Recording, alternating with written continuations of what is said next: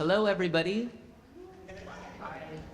Thanks for being here, and thanks for waiting as we get settled and everybody found parking okay, I hope. Can y'all hear me okay? Yeah? All right. So I'm going to do a little introduction for myself and our speakers, and then you'll hear from our guests, Dr. Paul Hessburg and Bryan David Griffith. So my name's Tim Hecox. I'm the Experience Director here at World Forestry Center. The program here is going to be about an hour in this room, and then we're going to walk over to the museum and go and get a tour of the Rethinking Fire exhibition with Bryan right after this. So please hang out, and there's some food in the back and some beverages, so please make sure you help yourself. And then the restrooms are over here in the hallway, and I think that's probably good with orientation. So with that, I just want to do a little brief introduction of World Forestry Center and our programming today. So World Forestry Center is a nonprofit organization. We've been around since 1966, and our mission is to create and inspire champions of sustainable forestry. So as we emerge from the COVID-19 pandemic and celebrate the reopening of our Discovery Museum next door, we find ourselves at an exciting time here at the Forestry Center. We are reimagining ourselves as a social change organization with the goal to make forest a new social priority. So next door, there's a really beautiful community engagement exhibit that talks about kind of our vision for the future and our messaging. It's all designed to get visitor feedback, so we'd love to have you check that out at some point. You can stay in the museum longer today after this, or you can come back. So as kind of an intro to this program, you know, as we all experience unprecedented threats from severe wildfires, drought, heat waves, and other catastrophic events related to climate change and the way we manage our forest, we know that it's more important than ever to engage more people in the forestry conversation and to recognize that the health of our forest is directly tied to the health of our communities. Our current featured exhibition, Rethinking Fire, invites visitors to explore the ecological role of fire and the human impacts behind the rise of large and severe wildfires. So Arizona-based artist Bryan David Griffith here used fire itself to create the paintings, sculptures, large-scale art installations for this exhibit. And then accompanying each piece of artwork is a quotation from a different scientist or researcher who's working on wildfire all around the US. So it's a beautiful exhibit, and it's just a perfect fit for us as we reopen the museum and imagine how can we engage a broader audience in the wildfire and forestry conversation. It's historically been really a conversation of the few, and Rethinking Fire uses art and science as exactly that. So we just couldn't be happier about having this exhibit here. The exhibit also presented us with the opportunity to work with both Bryan and Paul Hessburg to update the content to reflect the most recent kind of science around the wildfire conversation, which is changing as we learn more, and then also to include some additional content that's really relevant to the west side of the Cascades. The exhibit was just previously at the High Desert Museum in Benz, which wildfire is definitely an important issue, but in a different forest. So with that, I'm going to just do a quick introduction to Bryan and Paul, and then I'm going to hand it over to them so we can hear from these two. So Dr. Paul Hessburg is a senior research ecologist with the USDA Forest Service Pacific Northwest Research Station based out of Wenatchee, Washington. He is also an affiliate full-time professor at University of Washington, Oregon State University, Washington State University, and University of British Columbia. Paul has worked in R&D for 44 years, leads a research team with studies management influences on forest landscapes and their disturbance regimes, the landscape and disturbance ecology of Western US and North American forest, climate change effects on forest and non-forest, wildfire resilience mechanisms and their persistence under climate change, and forest fuel succession and rebuilding influences on wildfire behavior. That's a mouthful. And he has authored more than 225 articles, books, and books chapters. I also have to give a throughout Paul. He has an excellent TED Talk online that I thought was one of the best explanations of wildfire. So check that out. And then last but not least, artist Bryan David Griffith explores the complex issues using simple forms and materials across multimedia. His work has been widely exhibited and is held in museums across the US. Before becoming an artist, Bryan earned a degree in engineering and built a successful career with an international management consulting firm, but found the job kind of unfulfilling and was troubled by the environmental impact of his clients. In order to pursue art full-time, he adopted a simple nomadic life, camping out of an old van and saving every dime for gas and supplies. Bryan's van broke down in Flagstaff, Arizona, where he fell in love with his wife in the mountain town, and he never left. So in 2016, Bryan received the Flagstaff Arts Council's Viola Award, and is the city's highest honor for astounding achievements in the arts. So with that, I'm going to hand it over to these two gentlemen, and Paul is going to first give us a presentation and about more the science behind wildfire and his personal journey, and then we're going to hear from Bryan. So, and then we're going to take questions at the end. We'll have about at least 15 minutes or so. So, yeah, please hold your questions, and then we'll pass the mic around. So with that, I'm going to hand it over to Paul.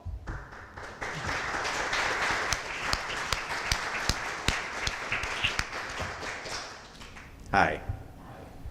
It's good to be here, and I'm excited to tee up Bryan's exhibit with a little bit of science background. I'm really honored to be with you today, and I'm grateful that you could do anything. You were here on a Saturday on one of the best days of the summer. So thanks a bunch.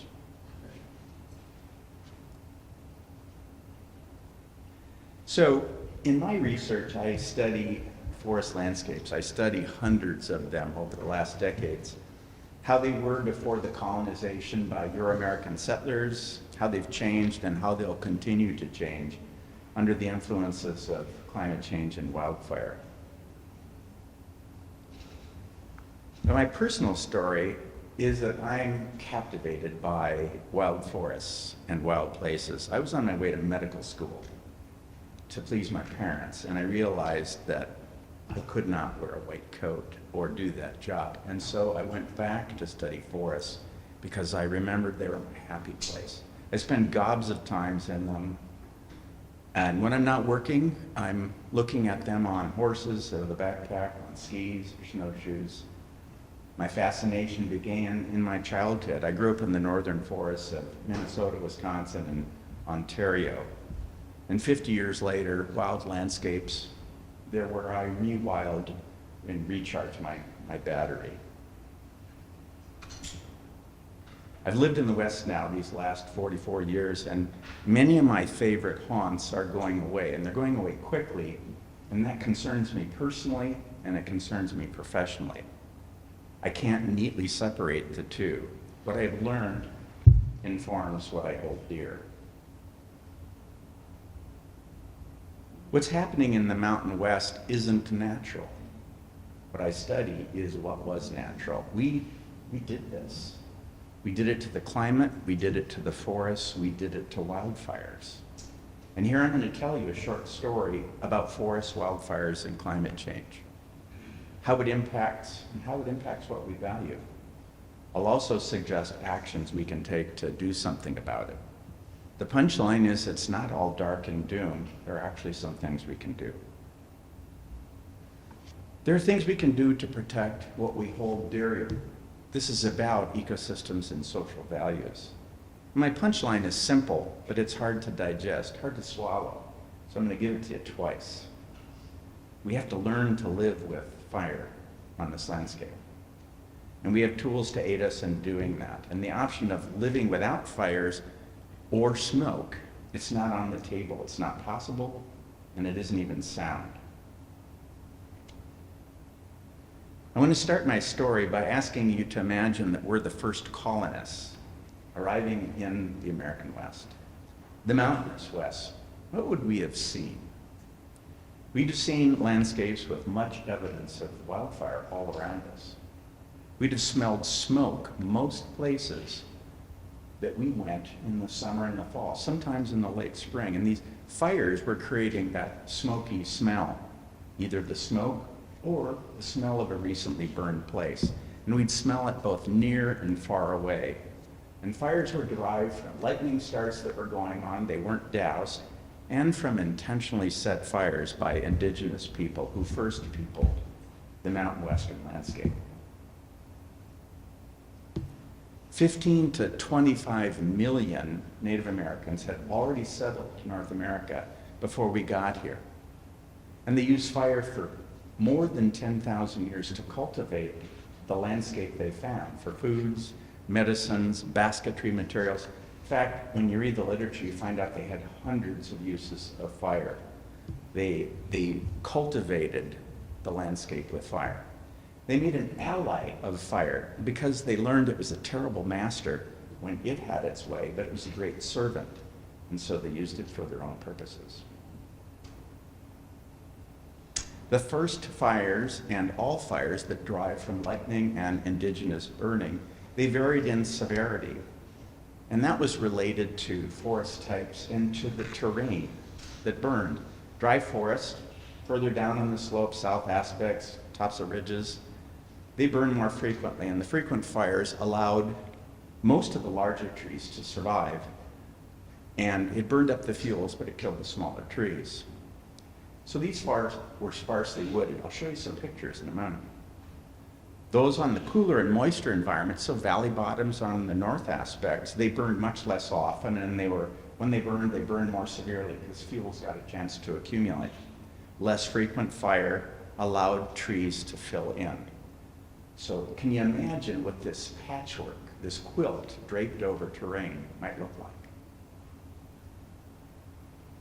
Fires came in all sizes and shapes too. Most were small, as you can see in the diagram, in the green box there. But the large ones that were really infrequent burned most of the area. And then these smaller fires would reburn the areas burned in large fires, restoring complexity and habitat and that quilt over space and time. And these patterns that came from interactions between fires over space and time, they provided a natural feedback for wildfire to be limited in the future. So it essentially created a system of fences and corridors. The fences were recently burned places, and the corridors were places that were already set up to burn.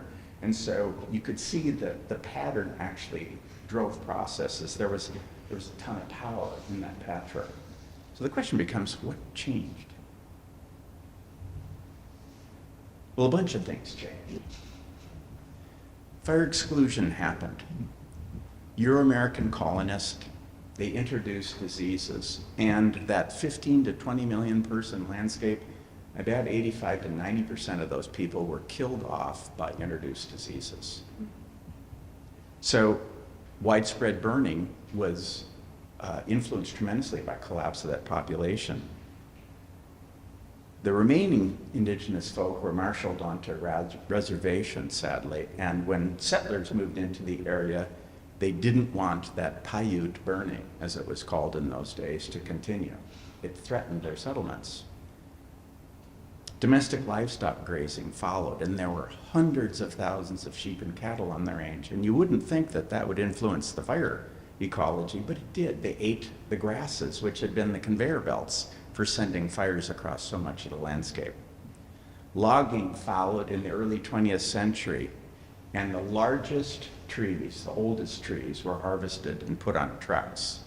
And shade-loving, intolerant, fire-intolerant trees filled in the spaces left by those old veterans.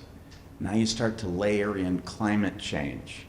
It's warmer, it's drier, and these conditions are escalating, and it's getting windier, markedly windier.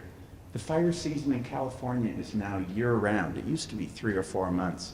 In Washington and Oregon, it's 40 to 80 days longer now. And now we are part of the scenario as well. Smoke management. We don't like the smoke. And so we don't want any kind of burning to happen. And that's actually a feedback to worsening the problem. If you're not reducing the fuels regularly, the future fires are larger and they're more difficult. So we're literally creating poor air quality with smoke management.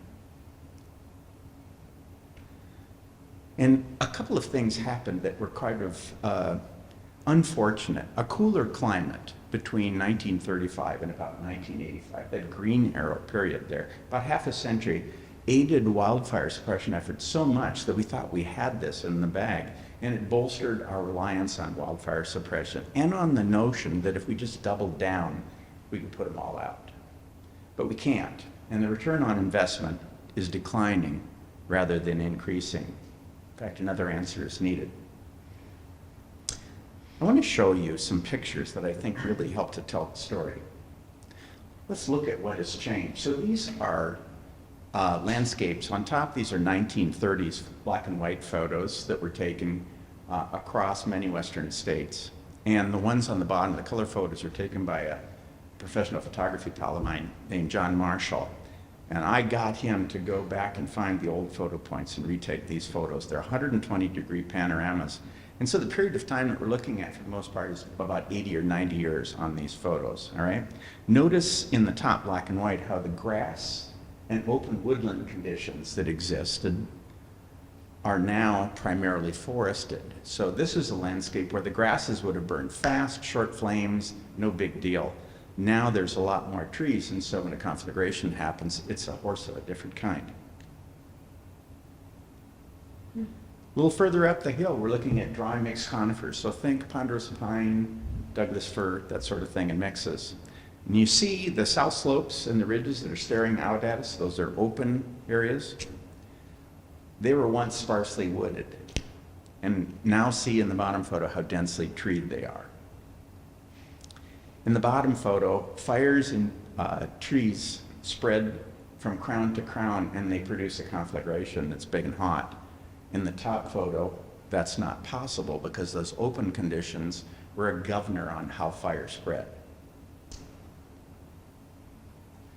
This was a very important local sort of patch level feedback of frequent fires in these drier forests. They continually thinned out trees, burnt up dead wood on the ground, reduced tree density, and that made it likely that the next fire is going to be low severity. So low severity tended to propagate low severity on the landscape. Call that a feedback. And when you exclude fire for 150 years, we end up with dense, multi-layered forest conditions that are susceptible to severe burning. Dead wood on the ground carries the fires, and the layered tree fuel ladders send flames into the canopy, and that's why we have these running crown fires today.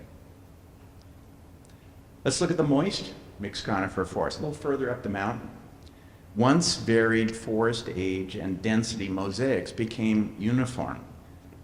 You can essentially see on the top there, we've got this highly differing patchwork.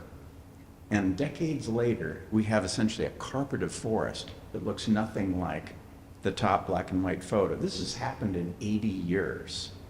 And you literally have to see the photos to understand how quickly this happens, all right?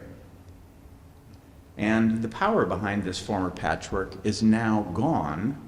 And so what happens is the rate of spread, the flame lengths, and how severe the fire gets is now likely driven by not an open patchwork, no fences and corridors, only corridors.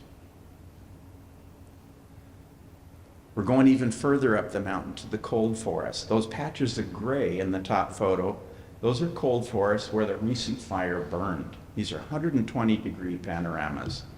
And the new young trees and hardwood shrubs are returning in some of those recently burned patches. Hardwood shrubs and hardwood forest patches are like a wet blanket in front of a fire. So even in our core high elevation forests, we had this powerful patchwork. So even though any place on the forest may not see fire in 75 to even 150 years, some place is always burning, creating this ever-shifting mosaic of burned and recovering conditions. This too acted as a governor to influence the flow of future fires across this landscape, again providing these fences and corridors to the flow of fire. There's a lot of power in this old patchwork, and you can see it in every forest type, can't you? And now, I don't know if you like these environments, but they're my absolute favorite. These are the forest below upper tree line. Even in the highest elevation forests, conditions have radically changed. Do you notice the strings and globs of trees in the top photo? Sort of like ribbons of forest, if you will. Let's beam in.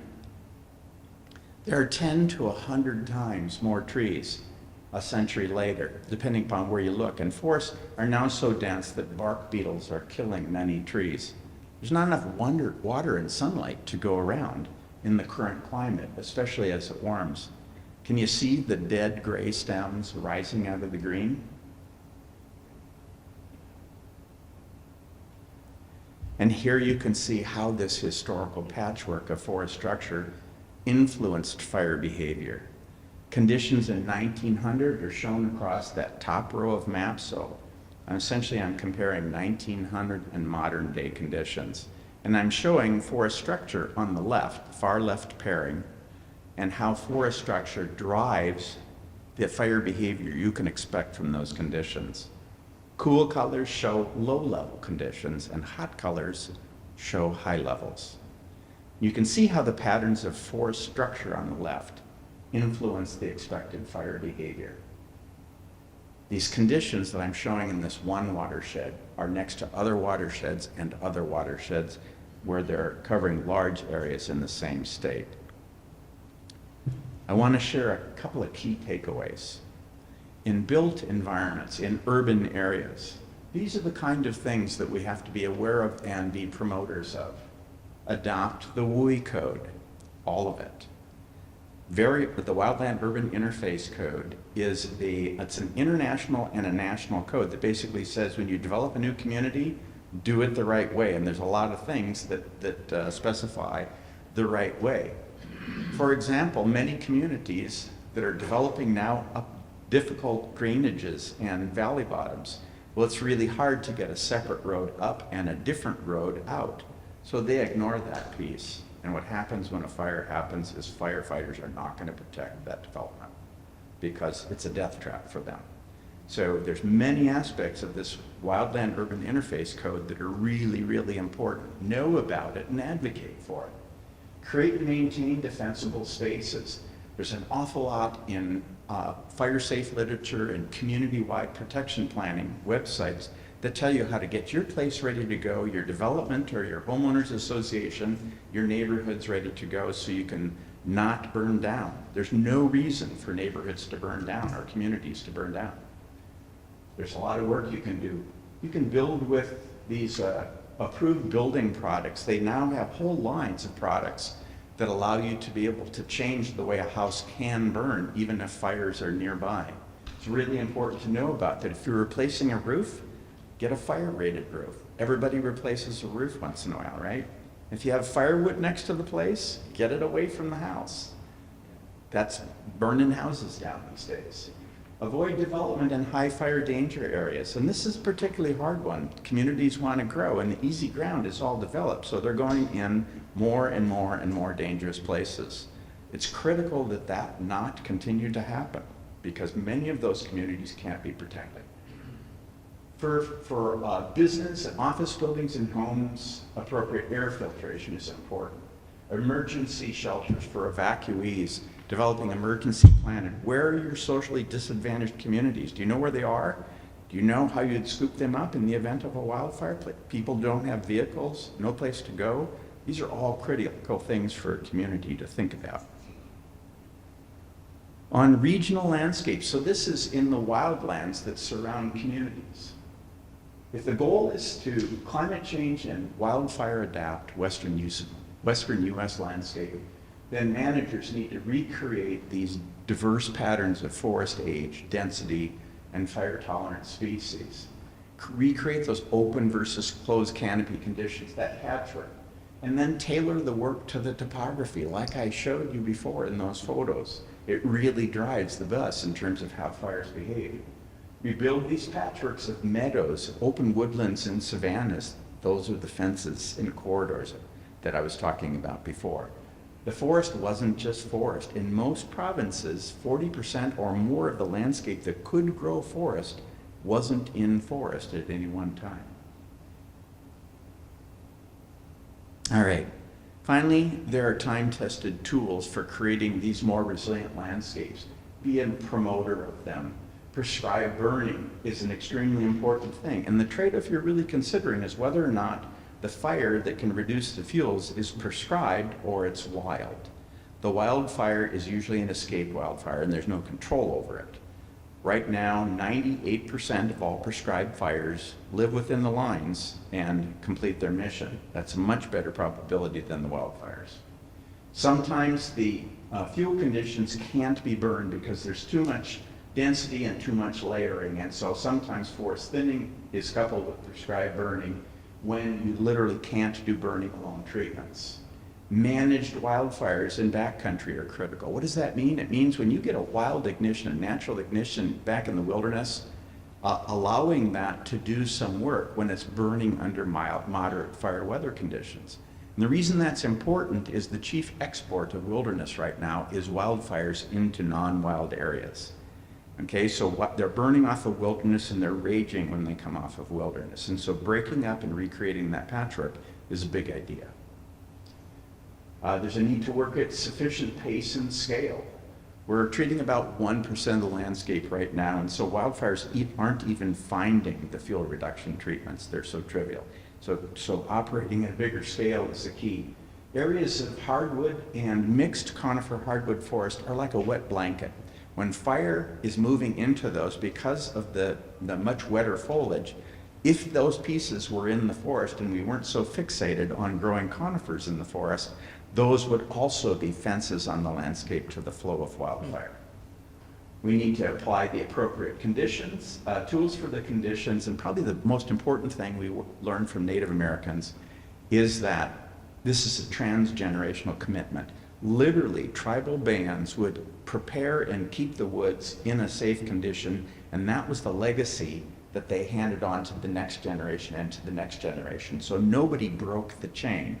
And for us, it's also a transgenerational commitment, an important thing to do. I think we're holding questions for the panel later on, so I will jump out of my talk and set Bryan up here.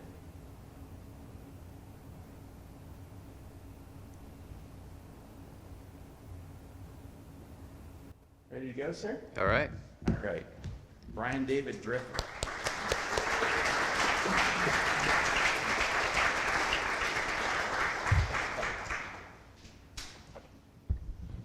Thank you, Paul. Such an honor to work with this guy. I'm Bryan Griffith. I light things on fire. I try to convince people that there are afterwards. Let me understand who is in the audience, because I actually tailor my talk a little bit to who's here. So are there any artists in the audience? Raise your hand. Oh, wow. You don't know how hard this is to do before noon on a Saturday for those of us in the arts and entertainment industry. So that's more than I expected. I'm going to put Tim on the spot here. I think in the future we need to do some exhibitions at the World Forestry Center space we've got over here with some Portland artists. Absolutely. Because they're interested. What about scientists? Do we have any scientists here? All right, excellent. Do we have anybody who has fought a fire? How about anybody who has fled from a fire? How about anyone who's spent days and days inside because they can't go outside because the smoke is so heavy? 2020, 2021. Okay, so we've all been affected in some way. Now, I didn't always light things on fire. And this is me about the time I got my last haircut. So this is what I was doing. I was photographing, only photographing. I never made sculptures or paintings or things like that. You know, I mean, I did a couple in high school, but they weren't anything to talk about. And here's some of the work that I was making. Now, what does this have to do with the exhibit you're going to see? Well, nothing, really. And that's kind of the point.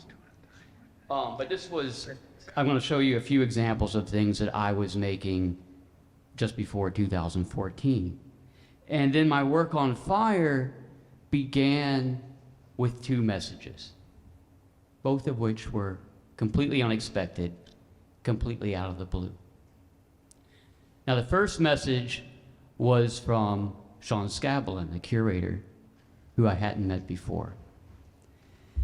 And he called and told me about a project, a group project called Fires of Change. And he had a grant from the National Endowment for the Arts, a venue lined up at the Coconino Center for the Arts, and the grant was for 10 artists to study wildfire in the field with scientists, and then have a year to make work about wildfire for a group exhibition. Now, I don't know about the rest of you in your field, but the artists here are going to understand that in the arts field, people don't call you up and offer you money to make art about a socially important issue just randomly. Like that does not happen. All right, we are always out chasing the grants, chasing the opportunities, and we're rarely getting them because they are so few. And so when this call came through, what did I do? I said, well, let me think about it. And the reason was because I was pretty attached to what I already had planned out, because we're planning things out a year or two often in the arts, and I knew that I was going to have to cancel the things that normally bring me my income in order to work on a project like this. And that's important for all of you who are thinking about working with an artist to understand that our time is not just a hobby on the side. That's how we have to pay our mortgage and our insurance. So I said, let me think about it. And I also knew that while the amount of grant was substantial, the way art works is, in order for me to really get into it and understand and deliver something from the heart, I'm going to spend way, way more time on it than you have budgeted.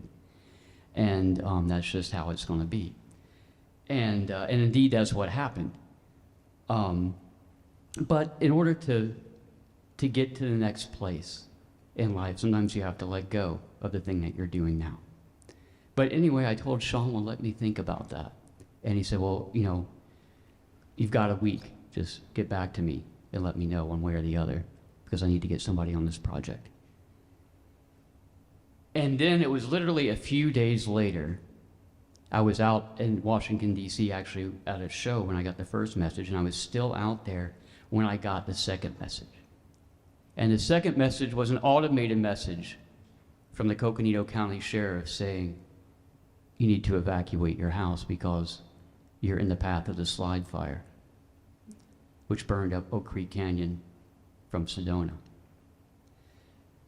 Now, I was, again, 2,000 miles away in Washington, D.C., and all of my film and negatives, my work is completely analog.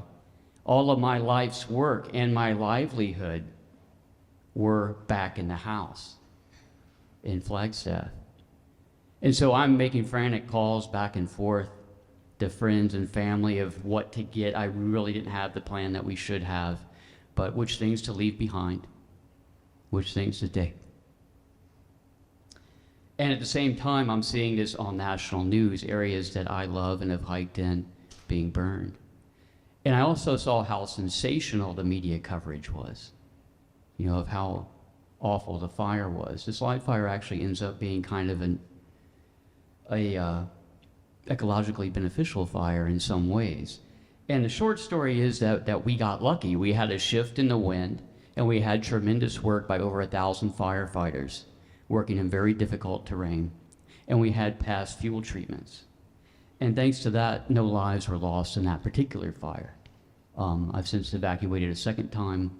I've had friends stay at my house twice because of fires on the other side of town.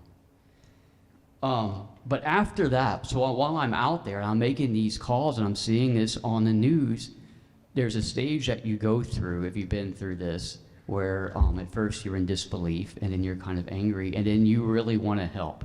You want to get out there and do something. But I felt helpless.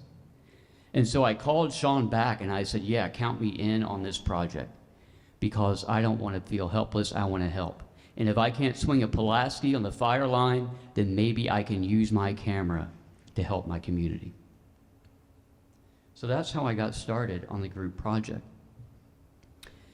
And then a few months after that, we started the training, what we called later a boot camp, or basic training, because the scientists had brought in people from different agencies, from the Forest Service, U.S. Fish and Wildlife Service, state forestry agencies from New Mexico and Arizona, to the north rim of the Grand Canyon.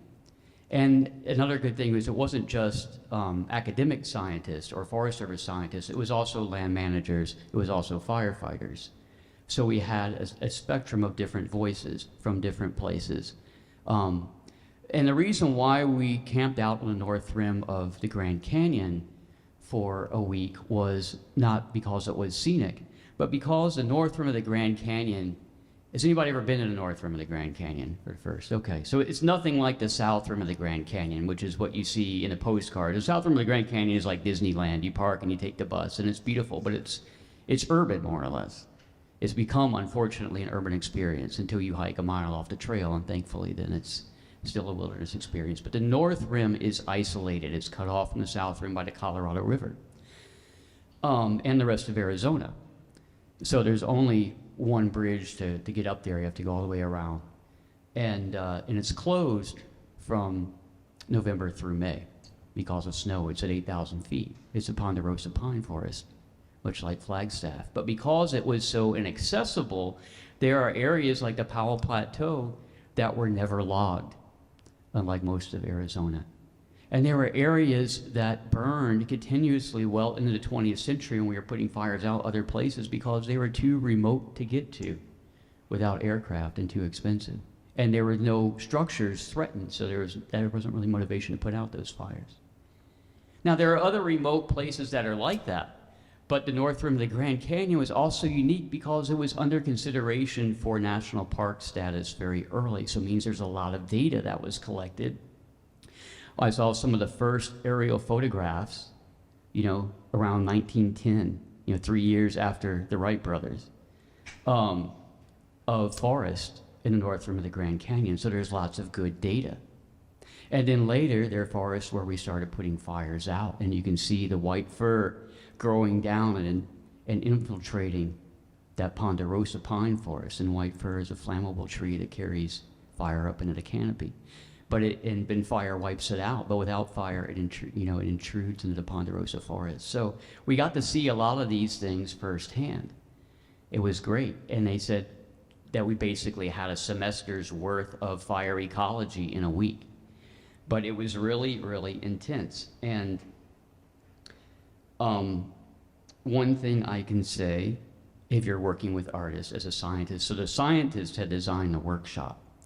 And then there was things that would kind of drive them nuts. There was one time that we were meeting with an engine crew, a few firefighters that go out and do hose lays around fires. And they're like, why were the artists just like falling asleep in our lecture? And now they're like going way over time talking to these firefighters. And it's because the firefighters didn't have lectures. The firefighters had on the ground personal stories. The firefighters didn't have a pen and paper. The firefighters had tools, hand tools.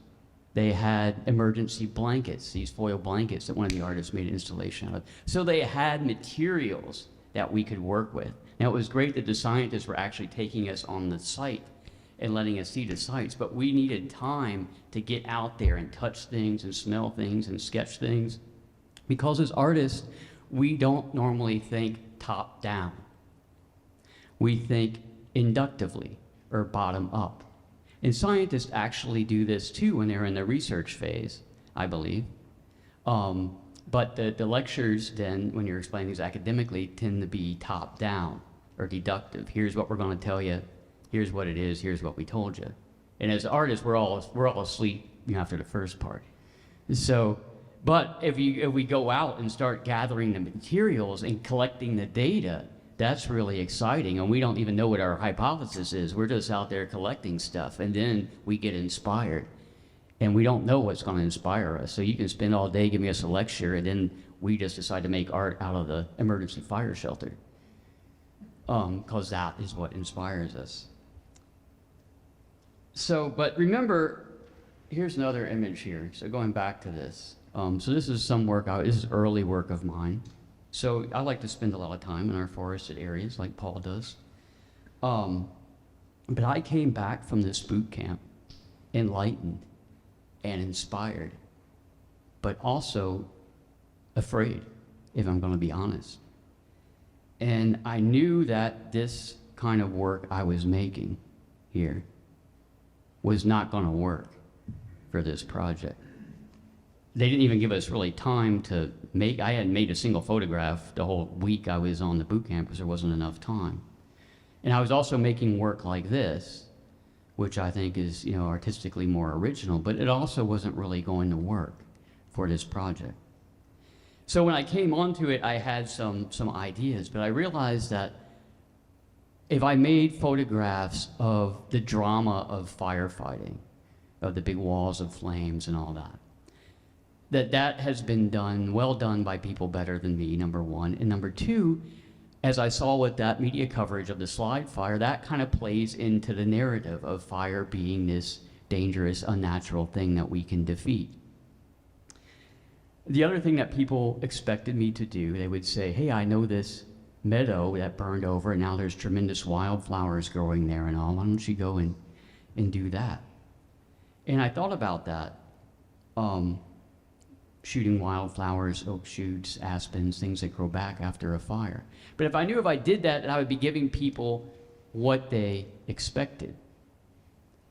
Whereas the power of art lies in the unexpected, in its ability to give you a new perspective. And in order to do that with authenticity, to connect with my viewer, then I would have to challenge myself to make something I had never made before. But I didn't know how to do that, with a camera at least, and I didn't know how to do anything other than with a camera. And so I decided, what can I really say about these issues, all things I'm learning? And I thought, a lot of this, if I really step back and look at the big picture, it's a cultural issue. It's about our cultural perceptions of fire. And that's something I can talk about as a cultural observer. Because I think even when the science is clear, we're never going to make progress on these issues until we get the public on board, because ultimately it requires a legislative process. It requires public support. But still, that sounds nice, but what am I actually going to do? What am I actually going to make for this? And I really struggled with that. And so I thought about, well, why is it that I'm on this project? I don't think I'm just here to be a photographer. There's better photographers. I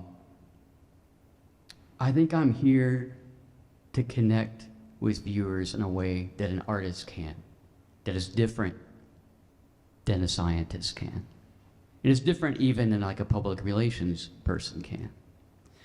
So what is that? How do artists see the world differently? And the best way I think to describe this, I'm going to tell you a little story. So one day I was out hiking around Flagstaff through this ponderosa pine forest here, but in the summertime, and with some friends of mine, and I was hiking along with their child who was 3 or 4 at the time.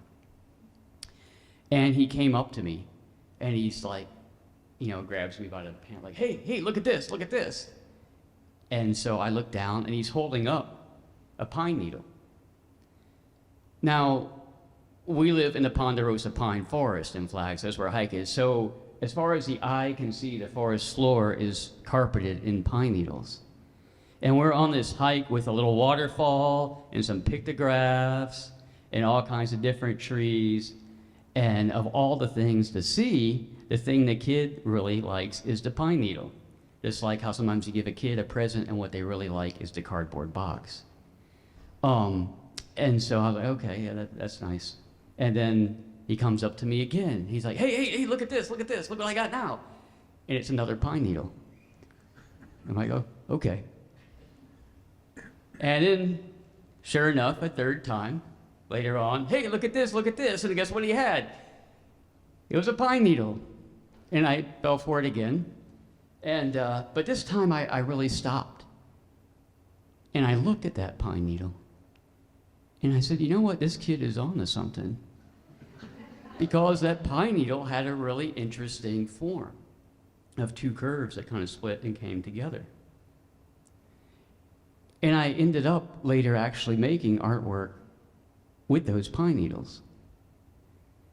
But the thing that I realized was that we were seeing things differently. What he was seeing and what I was seeing were different things. So I was seeing as an adult does, which I was seeing pine needle and thinking of pine needle as with my language part of my brain, as a symbol of a pine needle. And as adults, how we make sense of all the stimulus around us is that our brain learns to process things in symbols and language and to filter out all the things that are what we think of as unimportant or normal. Now, he was seeing the actual physical reality, the sensory input of the pine needle in front of them, and that's how an artist sees. And that's what we need to do as artists. And so his brain wasn't processing that this is an unimportant thing. He was just seeing a beautiful thing. Now, I want you to close your eyes for a minute. And you actually have to close your eyes for this to work. So you have to, the magic only works if you believe in it, you know? So think about a work of art that you've seen, especially an abstract work of art or something in a museum, something that you don't quite entirely understand, but gives you a sensation that is hard to describe in words. Bring it up in your mind. And I think the reason that it's hard to describe in words is because us artists are trained to tap into our raw sensory input and translate it directly into a work of art without the intermediary of language and symbols. And sometimes that leads us to a depth of experience beyond what the vessel of language can hold. Okay, you can open your eyes now.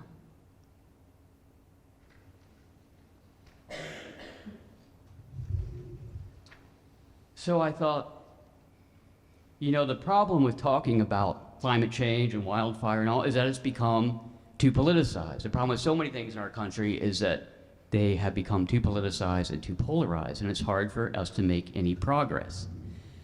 But as soon as people hear familiar language around those issues, you can kind of tell what side somebody is on, and they dig in and entrench into their beliefs. They close down their minds.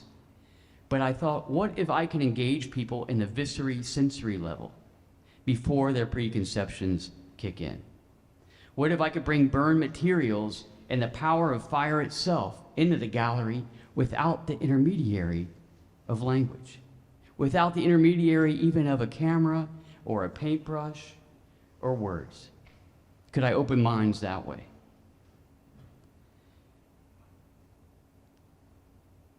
So here's kind of what I came up with. This is the opening of the show in Bend. It's different than the one here, but that's what I have pictures of. So when you first walk in the gallery, you see these massive burned trees. You see the smell, you smell the smell of the burned wood, the cut wood. What you don't see right away is the artist statement. And you don't see recognizable images. You don't see any color other than the natural materials, because the natural materials have a subtlety of color that is far beyond anything that I could draw or paint. But when we bring in man-made pigments in there, it's like you've turned up the volume really, really loud, and now you can no longer hear the songs of the birds. You don't really see any direct evidence of the artist's hand here. So I want these pieces to seem effortless, like they grew in place, or maybe they were left behind by an ancient culture. And then when you see that, like when you visit ancient ruins, first you are just in awe of that space, and then you begin to wonder, well, how did he do that? How are these pieces of wood all standing up and standing together? What happens if I push one over? Don't push them over, because yes, they will fall. But that's part of what gives you the power, is that normally you're not given permission to be right up close with the materials, and you get the real thing here. And then these 2D pieces, you know, what are they? Are they drawings? Are they photos? Are they paintings? It's really kind of ambiguous. And that was my intent. It's to kind of draw you in and pique your curiosity, to connect at the visceral level first. And now there is an accompanying label, you know, with a scientist for each one of these. So for this one, we learned that historically, fires in the Ponderosa forest, where I came from, they came along every 5 to 15 years. And they took the small and spared the big trees. And not only are those big trees more fire resistant, but the structure of the historical forest, like Paul is talking about, with mixed age and density, with clumps and breaks in the canopy, is more fire resilient as well, meaning that it can come back after a fire. But then the first loggers came along in Arizona, and they did the exact opposite. Instead of taking the small and sparing the big, they took the big and left the small.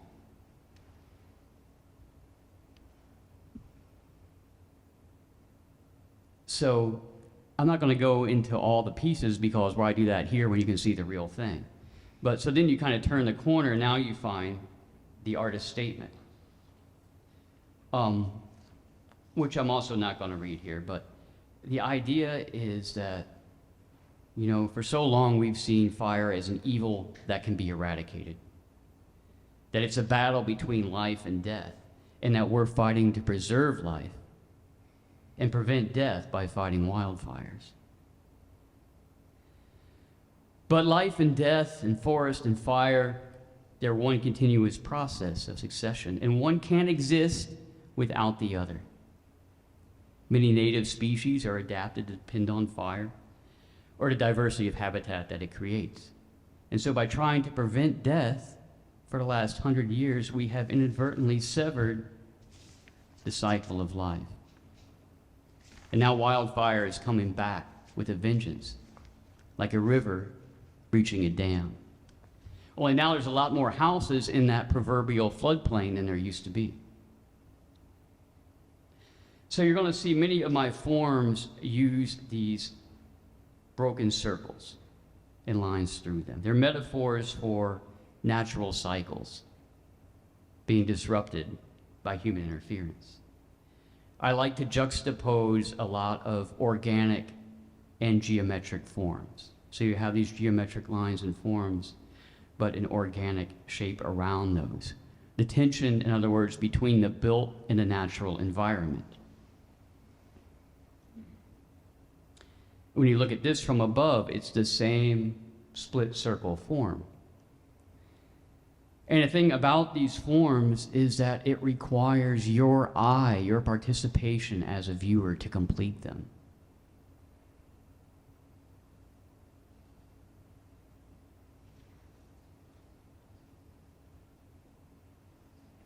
So, you know, there's a risk of, we'll go over to the gallery here in a bit, but I want to say I have an intent with each piece, but there's, you know, a risk of sort of telling you too much and precluding your own discovery of the work, because I have an intention, but there's more than one way to interpret it, just as all the artists on the group project I was on interpreted the information that we got differently.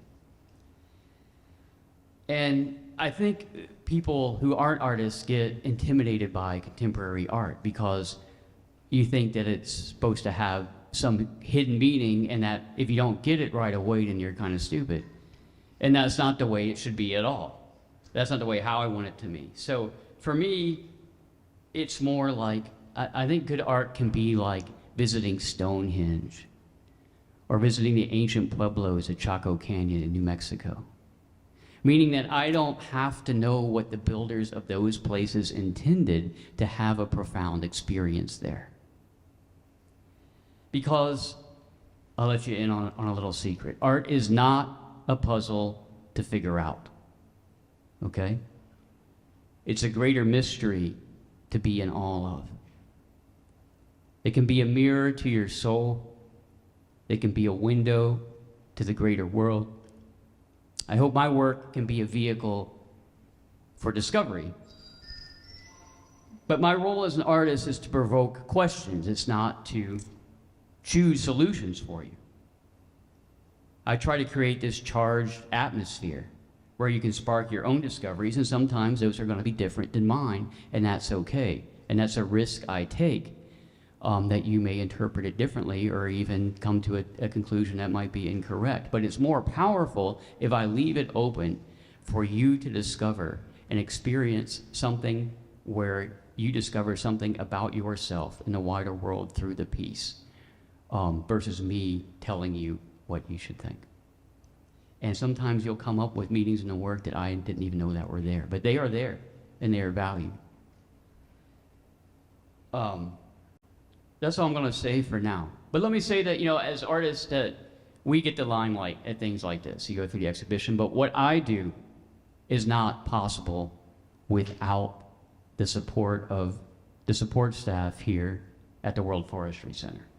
People like Tim, scientists like Paul that have shared their knowledge, Dennis, the facilities guy that's up there rubbing the vinyl on the wall, staying late when I'm staying late.